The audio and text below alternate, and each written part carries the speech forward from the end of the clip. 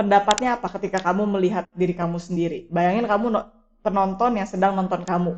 Nah, kalau kamu sedang nonton kamu, menurut kamu udah enjoyable belum permainannya?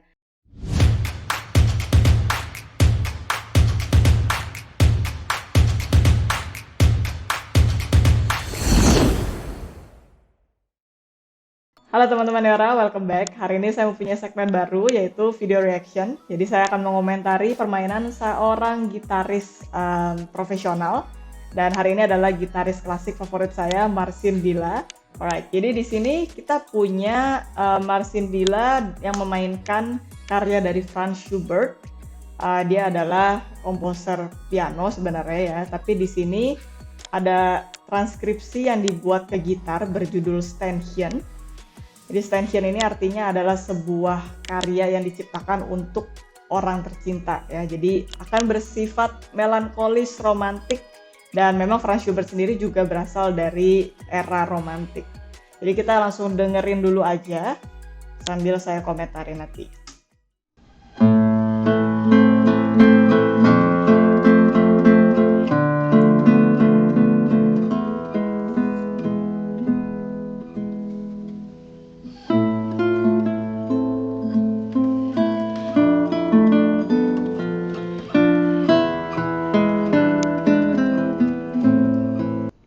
Oke, baru sekilas saja, mungkin teman-teman juga udah dapat sedikit impresi ya dari permainan dia. Nah, yang saya suka dari Marcin Villa ini sebenarnya adalah cara dia bermain gitar tuh sangat effortless. Ya, bisa dilihat tangan kiri, tangan kanannya itu kayak bergeraknya nggak banyak, tapi on point gitu. Jadi dari segi musikalitas, walaupun nggak kelihatan banyak gitu pergerakan di tangannya, tapi dia bisa merefleksikan dinamika yang kaya. Ya, tadi ada melodi yang jelas terdengar, terus ada balance-nya juga sama iringan yang tidak terlalu kencang, sehingga melodinya itu bisa menonjol. Ya, kita lanjutin dulu.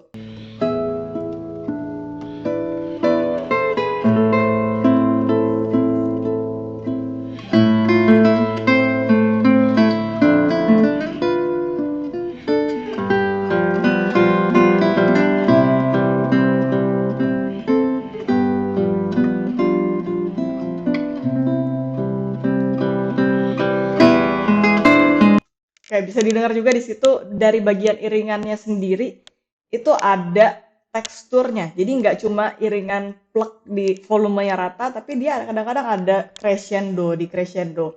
Kalau dia mau bergerak ke frase yang lebih powerful, iringannya pun akan menjembatani ke bagian yang powerful seperti tadi sebelum saya pause ini ya. Itu lagi mau bergerak ke bagian yang powerful.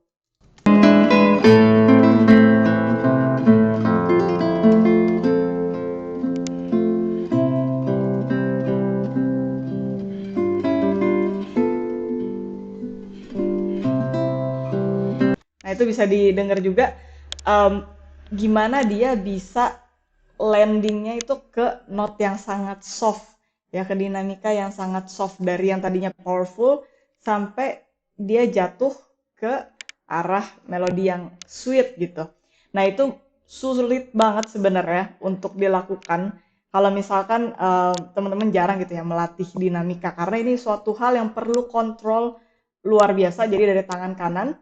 Nah, bayangin kalau misalnya kita mau menghasilkan suara forte, itu kan kita harus kasih power yang luar biasa atau power yang lebih besar di tangan kanan. Nah, tapi begitu kita mau mainkan note yang soft, itu kan kita juga harus kontrol bahwa yang kita berikan powernya harus pas, tidak sebanyak waktu kita main forte. Nah, itu makanya perlu banget gambaran di kepala dulu, bunyinya tuh saya mau seperti ini. Karena kalau enggak, nanti volumenya akan ikut jadi flat doang di satu volume yang datar. Tapi kalau kita udah punya gambaran, oh di note ini saya mau bikin piano. Nah, tangan kita akhirnya juga akan mengikuti gambaran yang kita miliki atau visi yang kita miliki.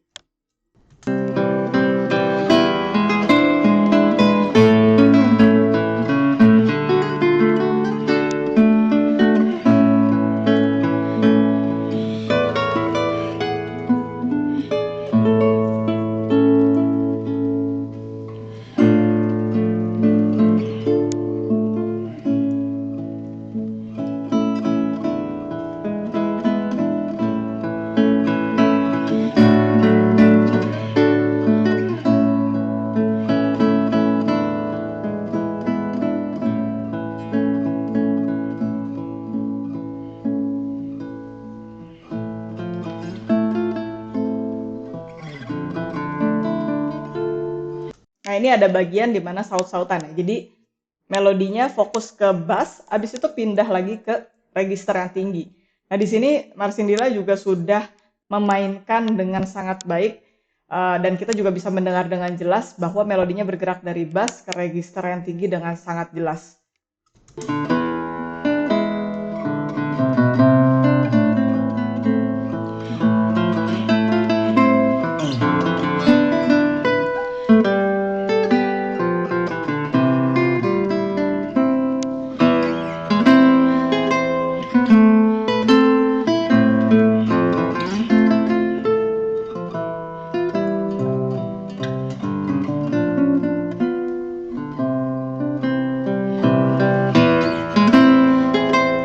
Nah, lihat juga gestur ya.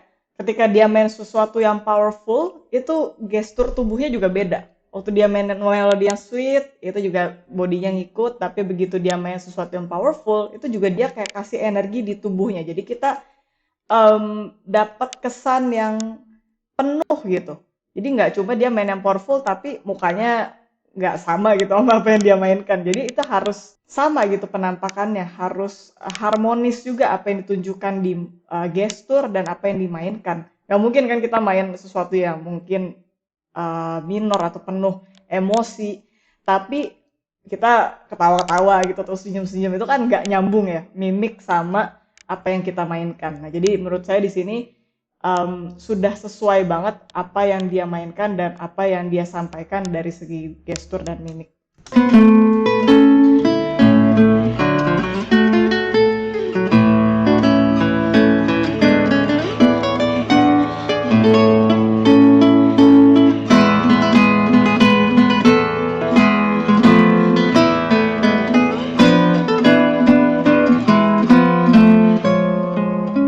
Nah, itu barusan nice banget dari segitu banyaknya tension ya, tiba-tiba dia landing di sesuatu yang sweet.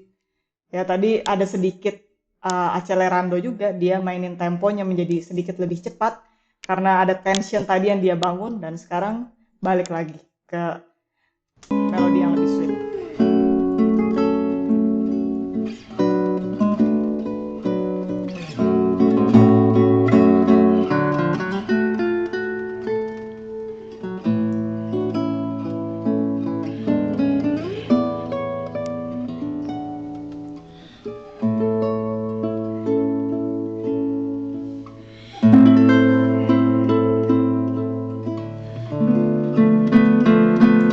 Notice gak dia tangan kirinya itu benar-benar rapi banget, dan ini tipikal memang gitaris-gitaris profesional itu udah sampai ke tahapan di mana tangan kirinya memang terlihat effortless gitu ya. Cuman di sini di mana dia bisa bergerak sangat flawless dari satu chord ke chord yang lain.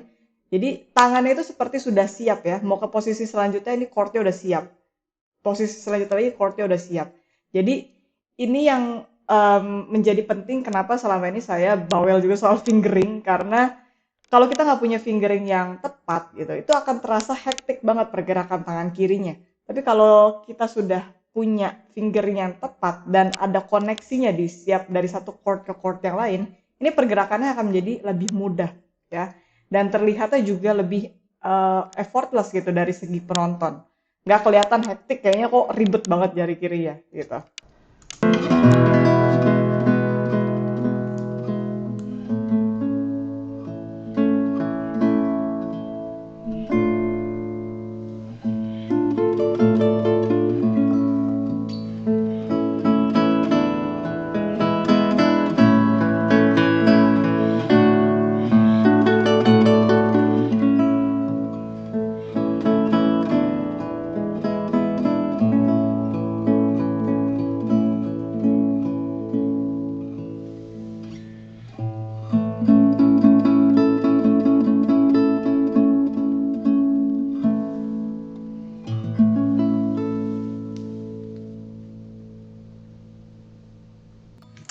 Alright, jadi itu dia video dari Marsindila.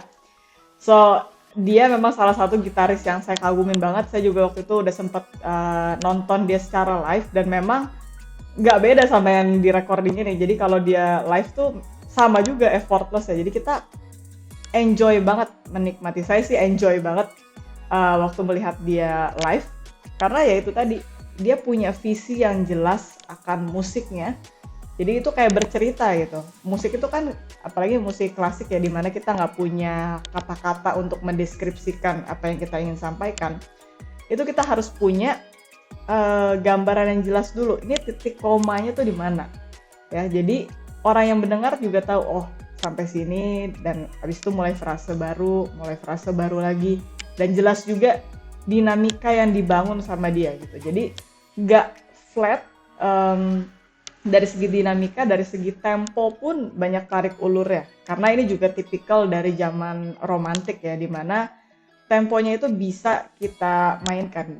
Kita bisa gunakan rubato. Jadi nggak cuma statis, tak tak tak tak tak tak kayak gitu. Tapi ada kadang-kadang ditarik, diulur, tapi balik lagi ke beat dasarnya. Jadi itu yang akan membuat musik itu semakin kaya. Terutama again, musik klasik kita itu harus mengandalkan segala peluru supaya yang denger itu nggak boring. Karena kan banyak anggapan bahwa ngedengar musik klasik tuh boring loh. Nah mungkin yang kamu dengar itu adalah musisi yang juga tidak menonjolkan aspek-aspek seperti yang tadi Marsindila tonjolkan gitu, kayak perubahan dinamika, gestur, mimik, perubahan tempo. Itu menurut saya satu paket yang memang sulit gitu. Perlu latihan bertahun-tahun untuk bisa sampai ke tahapan seperti ini.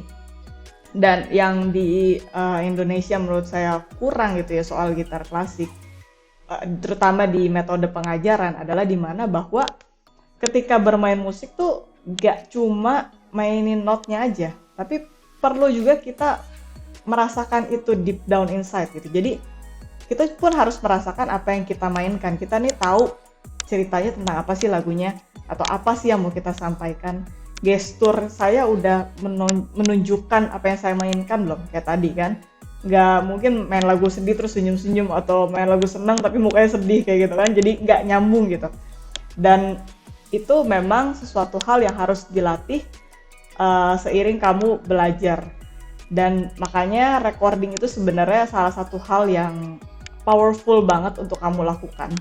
Jadi kalau setiap kali selesai main satu lagu, coba deh record. Dan kamu, pendapatnya apa ketika kamu melihat diri kamu sendiri? Bayangin kamu penonton yang sedang nonton kamu. Nah, kalau kamu sedang nonton kamu, menurut kamu udah enjoyable belum permainannya? Atau sudah meninggalkan kesan belum permainan kamu?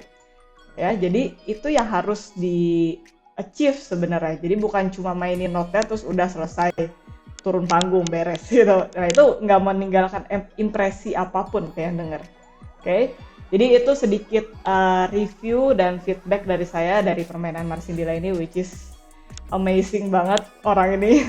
Jadi dia juga sekarang setahu saya mengajar di salah satu universitas di Polandia, dan masih suka touring juga, konser-konser di Eropa. Jadi mungkin kalau teman-teman ada yang di Eropa punya kesempatan buat nonton Marsindila, saya ini banget, rekomen banget. Jadi berikutnya saya akan coba untuk mengupas lagi permainan-permainan dari gitaris lain. So tulis juga di komentar apa pendapat kalian tentang segmen baru ini, dan apa ada gitaris lain yang kalian ingin saya kupas. So kita ketemu lagi di video berikutnya. Bye-bye.